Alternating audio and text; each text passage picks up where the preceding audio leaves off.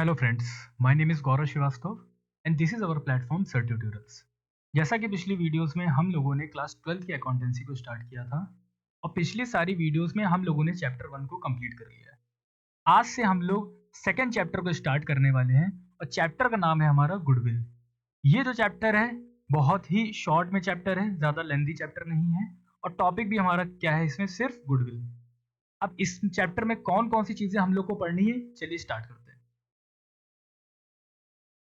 देखिए, सबसे पहले गुडविल के बारे में समझ लीजिए क्या है।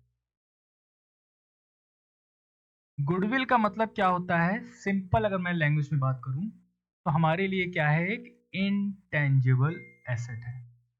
हमारे लिए क्या है, ये एक इनटेंजिबल एसेट। आ रही बात समझ में? और इसको हम लोग क्या कहते हैं, ये हमारी कंपनी या हमारे बिजनेस की क्या होती है, रेपुटेशन, जो नाम होता है। आ रही बात समझ में? तो गुडविल क्या है, ये हमारी इनटेंजिबल एसेट्स है। ठीक, और इसको सिंपल टर्म से हम लोग क्या कहते हैं, रेपुटेशन कहते हैं अपनी बिजनेस की। ठीक, आपको थ्योरी पार्ट इसमें नहीं समझना है, हम लोग समझेंगे डायरेक्ट क्वेश्चन में कि हम लोग को इसमें क्या क्या चीजें करनी है। ठीक, जब कभी भी कोई भी पार्टनर अगर अपना प्रॉफिट शेयरिंग रेशियो चेंज करते हैं, क्लियर, या कोई नया पार्टनर का एडमिशन करते हैं, या कोई पार्टनर्स फर्म को छोड़ के जाता है, उसका रिटायरमेंट हो जाए या उसकी डेथ हो जाए, इन सारे केस में हम गुडविल का वैल्यूएशन करते हैं। इन सारे केस में गुडविल का वैल्यूएशन करते हैं। मैंने क्या क्या बताया, जब प्रॉफिट शेयरिंग रेशियो क्या हो जाएगा, चेंज हो जाएगा, change in profit sharing ratio.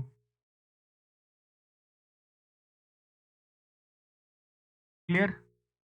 अगर किसी पार्टनर का क्या होगा, एडमिशन होगा, एडमिशन ऑफ पार्टनर, या कोई पार्टनर रिटायर हो रहा है, रिटायरमेंट, या किसी पार्टनर की डेथ हो रही है, रिटायरमेंट या डेथ ऑफ अ पार्टनर, ऐसे कोई भी कंडीशन होती है तो इन सारी कंडीशन पे हम लोगों को क्या करना पड़ता है, वैल्यूएशन ऑफ गुडविल करना पड़ता है। वैल्यूएशन ऑफ गुडविल मतलब पता करना पड़ता है कि इस डेट पे, जिस डेट पे ये तीनों एक्टिविटी हुई हैं, इस डेट पे हमारी गुडविल की रेपुटेशन की वैल्यू क्या है। आ रही बात समझ में? इतनी बात क्लियर है। अब आगे बढ़ते हैं और इनको हम कैसे वैल्यू करेंगे, इसका वैल्यूएशन कैसे करेंगे, तो हमारे पास टोटल 4 मेथड है। क्लियर? हमारे पास मेथड्स क्या है, methods of valuation of goodwill.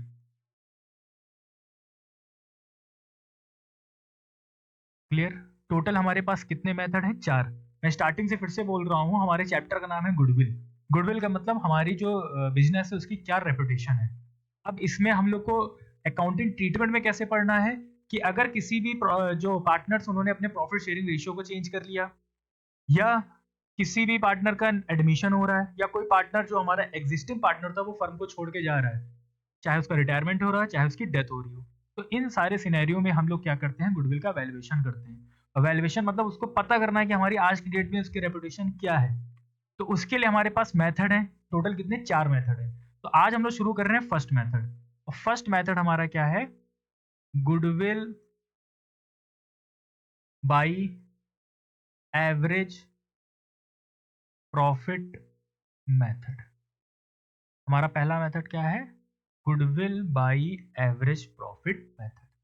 Clear? तो इसमें पहले हमारा फॉर्मूला क्या होगा गुडविल का, ये समझिए। गुडविल का फॉर्मूला होगा average profit multiplied by number of years.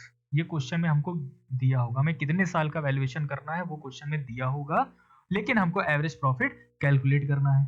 अब बात आती है कि एवरेज प्रॉफिट कैसे कैलकुलेट होगा, तो हम लोग बचपन से एवरेज निकालते आ रहे हैं। एवरेज का मतलब क्या हुआ, मान लीजिए क्लास में 5 बच्चे हैं, पांचों के पास कुछ कुछ अमाउंट रुपीज है, हमने क्या किया, पांचों के पैसों को ऐड कर दिया और डिवाइड कर दिया 5 से, तो हमारा वो क्या आ जाएगा, एवरेज की इतना अमाउंट, इतना जो पैसे हैं हर बच्चे के पास हैं। सेम चीज यहां पे भी करनी है, हमें क्या करना है, sum of all the profits and losses. अब यहां समझिएगा, अगर प्रॉफिट है तो ऐड होगा, लॉस है तो माइनस होगा, और divided by total number of years. Total number of years, जितने साल के प्रॉफिट या लॉस होंगे उससे डिवाइड करना है। अभी मैं डिटेल में बताऊंगा कैसे सॉल्व करना है, फिलहाल अभी यहाँ पे ये समझ लीजिए कि एवरेज प्रॉफिट कैसे निकालना है। पहला मेथड हमारा है goodwill by average profit method. इसमें गुडविल कैसे निकलेगी, average profit multiplied by number of years. और एवरेज प्रॉफिट कैसे निकलेगा, that is sum of all the profits and losses divided by total number of years. Clear? Average profit निकालने का ये हमारा फॉर्मूला हो जाए। आ रही बात समझ में? अब क्वेश्चन से बताता हूँ कैसे करना है।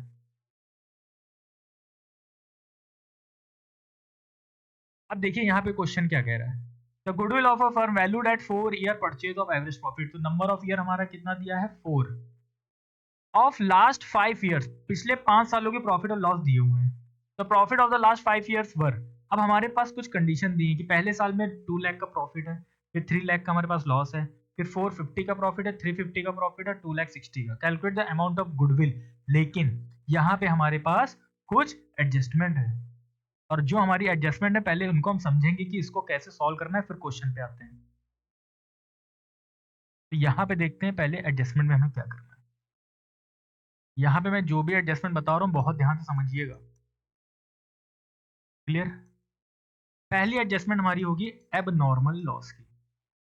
पहली हमारी एडजस्टमेंट किसकी होगी, एबनॉर्मल लॉस की। अब ये एबनॉर्मल लॉस का मतलब क्या, ऐसे लॉस जो हमारे अकाउंटिंग ईयर में हर साल नहीं होते, एबनॉर्मल है, जो कभी कदार होते हैं। तो ऐसे अगर कोई भी लॉस होंगे तो हमेशा उनको क्या करना है, ऐड करना है। अगर वो लॉस हमारे हर साल हो रहे होते तो वो रूटीन में होता, वो हर साल नहीं हो रहे तो हमको उसको कंसीडर नहीं करना है। लेकिन जिस साल भी एबनॉर्मल लॉस हुआ होगा उस साल हमने उसको क्या किया होगा, लेस किया होगा। तो उसको सही करने के लिए हमें उसको क्या करना है, ऐड करना है, रिवर्स करना है। मैं फिर से बोल रहा हूं, एबनॉर्मल लॉस का मतलब ऐसे लॉस जो हमारे बिजनेस ट्रांजेक्शन में डेली रूटीन में नहीं होते, कभी कदार होते हैं। तो जिस साल भी एबनॉर्मल लॉस हुआ होगा उस साल हमने उसको लेस किया होगा, हमको उसको इग्नोर करना है। तो इग्नोर करने के लिए हम क्या कर देंगे, ऐड कर देंगे। क्यों? क्योंकि वो एबनॉर्मल लॉस है, क्योंकि वो हर बार नहीं होता है। आ रही बात समझ में? एक एग्जांपल समझ लीजिए क्या है, जैसे लॉस बाय फायर या लॉस बाय थेफ्ट, चोरी हो जाना, लॉस बाय एक्सीडेंट। आ रही बात समझ में? ठीक, ये सब हमारे एग्जांपल है किसके, एबनॉर्मल लॉस के। और एबनॉर्मल लॉस कभी भी होगा तो आपको क्या करना है, उसको ऐड करना है। मैं बार बार कह रहा हूं क्यों ऐड करना है, क्योंकि ये हर साल हमारे उसमें लॉस नहीं होता है, तो हमको उसको इग्नोर करना है। तो इग्नोर करने के लिए जो हमने माइनस किया होगा तो उसको क्या करना है, ऐड करना है।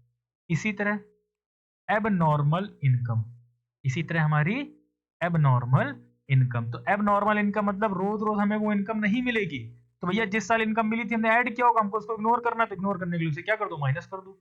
आ रही बात समझ में? तो एबनॉर्मल इनकम हमारी क्या होगी, लेस होगी। जैसे एग्जांपल इसका, जैसे gain on sale of machinery, हमने मान लीजिए कोई मशीन को बेचा और उसमें क्या हो गया, प्रॉफिट हो गया, फायदा हो गया। तो जरूरी तो नहीं हर बार होगा। तो ऐसे कोई भी एग्जांपल होंगे तो उनको हम क्या मानेंगे, एबनॉर्मल इनकम। और ऐसे इनकम को हमेशा क्या करना है, लेस करना है। ये बहुत इंपॉर्टेंट है, समझ लीजिएगा।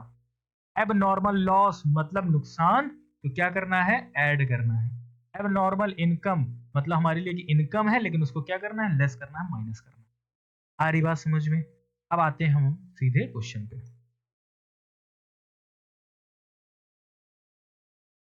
देखिए क्वेश्चन हमारा यहाँ क्या कह रहा था कि हमें गुडविल कैलकुलेट करनी। अब आपको समझ में आ गया होगा कि एबनॉर्मल गेन को क्या करना है, एबनॉर्मल लॉस को क्या करना है। तो एबनॉर्मल गेन को हमको क्या करना है, लेस करना है, और एबनॉर्मल लॉस को हमको क्या करना है, ऐड करना है। यहाँ तो बात समझ में आ रही है। तो डायरेक्ट एवरेज प्रॉफिट हम नहीं निकाल सकते। सबसे पहले हमको क्या करना पड़ेगा, कैलकुलेशन ऑफ एक्चुअल प्रॉफिट, मतलब जिस साल में एडजस्टमेंट है उनको हमें इग्नोर करके हटाना पड़ेगा। उसके बाद जो मेरे एक्चुअल प्रॉफिट आएंगे फिर हम आगे बढ़ेंगे एवरेज प्रॉफिट के लिए। क्लियर? तो यहाँ पे कितने साल के प्रॉफिट है, 5 ईयर्स के। तो +1 हमको क्या करना है, कॉलम बनाने हैं। तो यहाँ लिखेंगे हम लोग कैलकुलेशन ऑफ एक्चुअल प्रॉफिट्स। ठीक,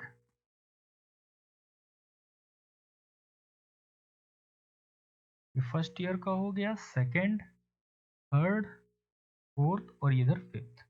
अब प्रॉफिट देख लेते हैं क्या क्या है। 2 लाख है, 3 लाख है, 4.5 लाख है। 2 लाख है, 3 लाख लॉस है, और 4.5 लाख प्रॉफिट है।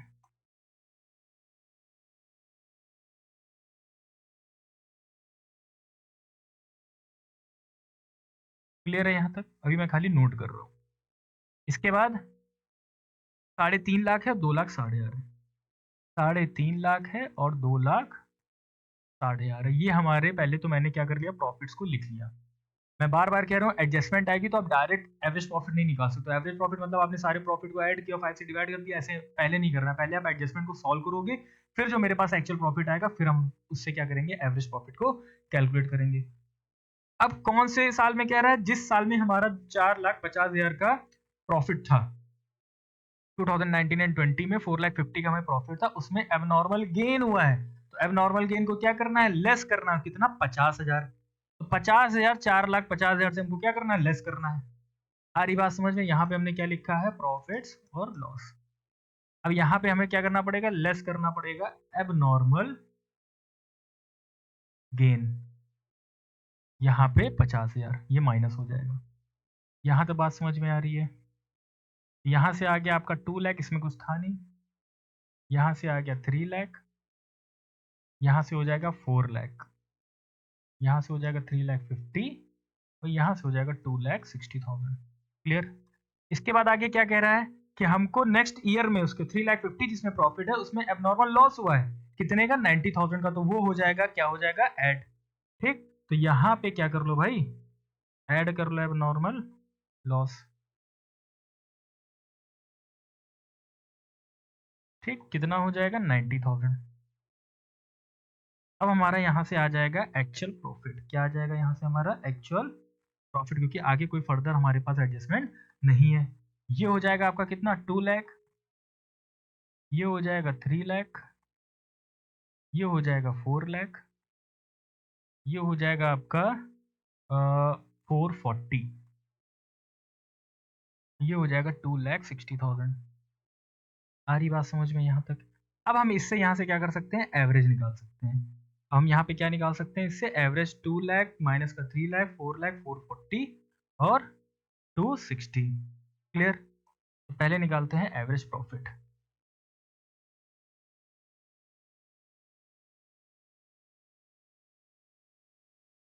मैंने क्या बताया, sum of all the profits the loss divided by total number of years. Clear? अब पहले साल का हमने प्रॉफिट कितना निकाला है, 2 लाख, और फिर है माइनस का 3 लाख और प्लस का 4 लाख। 2 लाख माइनस का 3 लाख प्लस का 4 लाख, फिर प्लस का 4,40,000 और प्लस का कितना था भाई, सॉरी, प्लस का कितना था, 2,60,000, प्लस का 2,60,000। आई होप कि आपको यहाँ तक बात समझ में आ रही होगी। मैंने सारे प्रॉफिट्स को लिखा है इंक्लूडिंग लॉस, उसके बाद उसको 5 से डिवाइड किया है। अब सबसे पहले एक काम करते हैं, लास्ट के जो 4 है उनको ऐड करते हैं। पहला और लास्ट, सॉरी 3, 2 और ये 4, ये हो जाएगा 6 लाख। 6 में अगर हम 4 ऐड करेंगे तो 10 लाख, ये हो जाएगा 12 लाख। और इसको 40 करेंगे, 1240 और प्लस 60 13 लाख, और 13 लाख में 3 लाख माइनस करोगे तो आएगा 10 लाख। और 10 लाख को जब हम डिवाइड करेंगे 5 से तो कितना आ जाएगा, 2 लाख। तो भैया हमारा एवरेज प्रॉफिट क्या आ गया, एवरेज प्रॉफिट हमारा आ गया 2 लाख। लेकिन अभी हमने बताया गुडविल का फॉर्मूला क्या होता है, average profit into number of year. मैं नेक्स्ट स्लाइड में लिखता हूँ जिससे आपको और समझ में, number of year purchase. Next slide में मैं लिख देता हूँ कि गुडविल का फॉर्मूला क्या है,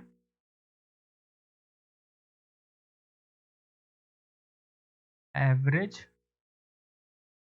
profit into number of year purchase. अब एवरेज प्रॉफिट हमने निकाला है, कितना निकाला है, 2 लाख। कितना निकाला है, 2 lakh, multiplied by number of year purchase हमने पता था कितना था, 4। नंबर ऑफ ईयर परचेज देखिए कितना दिया है, 4, तो 4 से मल्टीप्लाई कर दीजिए, हमारी गुडविल का आंसर आ जाएगा। आ रही बात समझ में, 4 से मल्टीप्लाई तो ये हो गया 8 लाख। क्लियर? और ये हमारा हो गया गुडविल। तो आज मैंने अभी एक ही क्वेश्चन कराया क्योंकि थोड़ा आज इंट्रोडक्शन पार्ट भी था। ठीक है, तो ये वीडियो आज की थोड़ी क्या होगी, शॉर्ट होगी। मैं फिर से बता देता हूँ कि कैसे आपको चैप्टर को शुरू करना है। देखिए मैंने क्या कहा कि गुडविल क्या है, गुडविल हमारी जो कंपनी उसकी रेपुटेशन है। अब चैप्टर में हमको क्या करना है, गुडविल का वैल्यूएशन करना है, मतलब गुडविल की वैल्यू को पता करना है। क्यों पता करना है? क्योंकि हमारी जो बिजनेस है उसमें कुछ एक्टिविटी हुई है। क्या एक्टिविटी हुई है? जैसे किसी ने प्रॉफिट शेयरिंग रेशियो चेंज कर लिया पार्टनर्स ने, कोई पार्टनर नया आ रहा है, कोई पार्टनर हमारी फर्म को छोड़ के जा रहा है, या उसका रिटायरमेंट हो रहा है, या उसकी डेथ हो रही है। तो ऐसे भी जो भी सिनेरियो होंगे उसमें हमें गुडविल का वैल्यूएशन करना होगा। अब क्वेश्चन जो हमारा है, इसमें जो वैल्यूएशन है गुडविल का, उसके लिए 4 मेथड बताएं इस चैप्टर में। पहला मेथड है goodwill by average profit method. आ रही बात समझ में? ठीक है, जैसे मैंने यहाँ पे देखिए क्या बताया था कि अगर change in profit sharing ratio होगा, एडमिशन होगा या रिटायरमेंट डेथ होगा, तो हमको वैल्यूएशन ऑफ गुडविल करना है। ठीक, उसके लिए मेथड थे कितने? टोटल 4। आज हमने पहला मेथड स्टार्ट किया है, that is goodwill by average profit method. इसका फॉर्मूला क्या है? Goodwill is equals to average profit multiplied by number of years. Average profit कैसे निकालोगे? जितने भी प्रॉफिट है उन सबको ऐड कर दो, अगर लॉस है तो माइनस कर दो, लेकिन डिवाइड किससे करना है? टोटल नंबर से। जो लॉस वाला ईयर है उसको भी काउंट करना है। इसको ऐसे डिवाइड करोगे, आ जाएगा एवरेज, और एवरेज के बाद मल्टीप्लाई कर दोगे नंबर ऑफ ईयर से, तो गुडविल आ जाएगा। क्लियर? फिर कुछ एडजस्टमेंट थी। एडजस्टमेंट थी कि जब भी एबनॉर्मल लॉस होगा हमेशा क्या करना है? ऐड करना है, याद कर लो। क्यों? क्योंकि ऐसा ये जो लॉस है ये हर साल नहीं होता है, तो हमको उसको इग्नोर करना है। जिस साल हुआ होगा हमने लेस कर दिया होगा, तो इसमें हमने क्या करना है? ऐड करना है, क्योंकि इग्नोर कर रहे हैं। एबनॉर्मल इनकम, ये हर साल इनकम नहीं होती, जब हुई थी तो हमने ऐड कर लिया, तो उसको हटाना है, तो हटाने में माइनस कर दिया। सारी बात समझ में? लेस हो गया। ठीक, अब हमने सीधे क्वेश्चन पे हम आ गए। क्वेश्चन हमारा क्या था यहाँ पे कि 5 साल के हमको प्रॉफिट दिए हुए थे। कहता है गुडविल की वैल्यूएशन करिए, नंबर ऑफ ईयर परचेज क्या है? 4। गुडविल में जो भी आपको वैल्यूएशन करने आएगा, तो number of year purchase question ने दिया होगा। ठीक, 2 लाख हो गया, 3 लाख हो गया, 450, 350 और 260। आ रही बात समझ में? ठीक है। अब लेकिन इसमें हमारी क्या थी? एडजस्टमेंट थी। तो पहले हमको डायरेक्ट एवरेज प्रॉफिट नहीं निकालना है, सबसे पहले क्या करना है? Calculation of actual profit. सारे प्रॉफिट्स को लिखिए। अब नॉर्मल गेन था यहाँ पे 50 का, हमने क्या कर दिया? माइनस कर दिया। ठीक, अब नॉर्मल लॉस था 90 का, हमने क्या कर दिया? ऐड कर दिया। ऐड करने के बाद हमारे एक्चुअल प्रॉफिट आ गए। इन सारे प्रॉफिट्स को हमने ऐड किया और 5 से डिवाइड किया, और डिवाइड करते हमारा एवरेज आ गया, और एवरेज को जैसे 4 से मल्टीप्लाई किया, हमारी क्या आ गई? गुडविल आ गई। आई होप कि आपको चैप्टर की स्टार्टिंग समझ में आई होगी। ये चैप्टर बहुत ईजी है और ज्यादा लेंथी चैप्टर भी नहीं है। इस चैप्टर को अच्छे से पढ़िएगा, आपके सारे जो डाउट्स हैं वो क्लियर हो जाएंगे। तो आज के लिए इतना ही। आगे जो वीडियो आएगी उसमें फर्दर हम लोग आगे जो भी हमारे मेथड्स हैं उसको डिस्कस करेंगे। Thank you so much.